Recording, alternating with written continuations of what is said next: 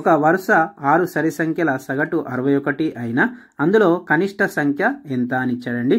So ఇలాంటి question exam point of లో వస్తే ఏ విధంగా సాల్వ్ చేయాలో చూద్దాం. ఫస్ట్ ఆఫ్ ఆల్ మనకి ఇక్కడ సగటు అంటే ఏంటో మనం ఇక్కడ చూద్దామండి.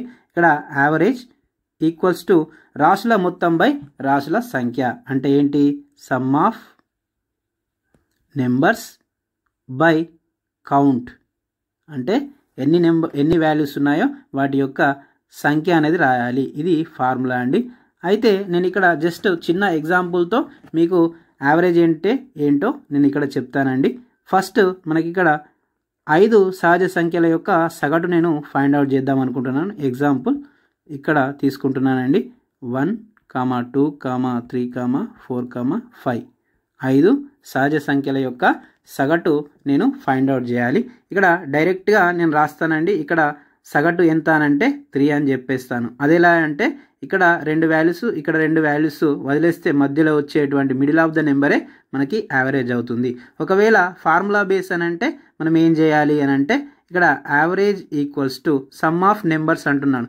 వీటి యొక్క నెంబర్స్ని ప్లస్ చేయాలండి. చేస్తే మనకి ఎంత వస్తుంది అని అంటే 1 + 2 + 3 + 4 + 5 చేస్తే బై ఇక్కడ ఎన్ని వాల్యూస్ ఉన్నాయి అని అంటే 5 ఉన్నాయి కదా, బై 5 రాస్తాం. అంటే మనకి ఇక్కడ ఎంత వస్తుంది అని అంటే 15/5 అవుతుంది. 5 ఒక్కట్ల 5 ముళ్ళ అంటే మనకి ఎంత వచ్చిందండి, ఇక్కడ 3 అనేది యావరేజ్ వచ్చింది. అంటే మిడిల్ ఆఫ్ ద నెంబర్ అనేది మనకి యావరేజ్ అవుతుంది.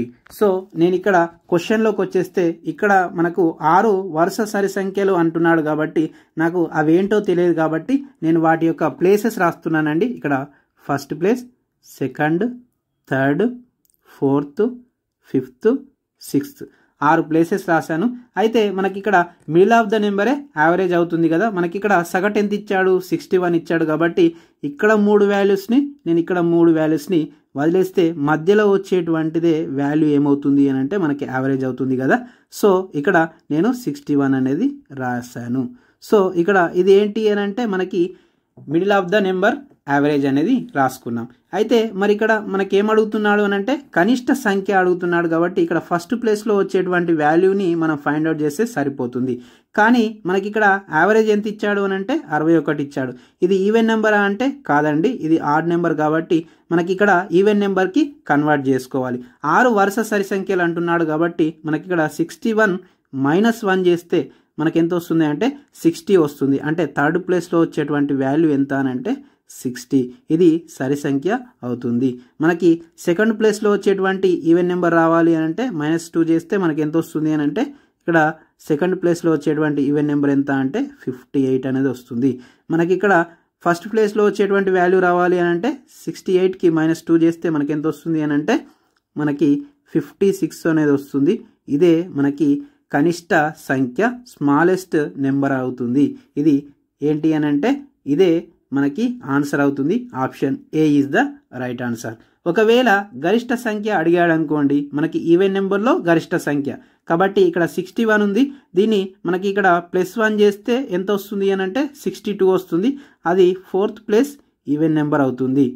తర్వాత రావాలి అని అంటే తర్వాత ఈవెన్ నెంబర్ రావాలి అని అంటే 62 + 2 చేస్తే మనకి ఇక్కడ ఎంత వస్తుంది అని అంటే 5th ప్లేస్ ఈవెన్ నెంబర్ వస్తుంది. అదెంత అని అంటే 64.